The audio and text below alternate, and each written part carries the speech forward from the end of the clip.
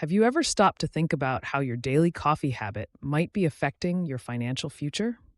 Today, we're going to do just that by examining the impact of Starbucks spending over the years.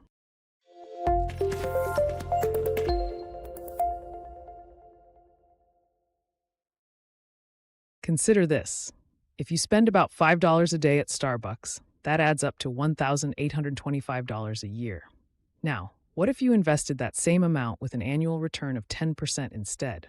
By the end of the first year, your investment could grow to approximately $2,008. Fast forward 5 years, and your Starbucks spending would accumulate to $9,125. But if you'd invested that sum, it could potentially swell to $11,584, enabling you to dream a little bigger. At the 10-year mark, your total Starbucks expenditures could hit $18,250. In contrast, an investment could grow that amount to a remarkable $30,490. Imagine how that could enhance your vacation plans or education fund.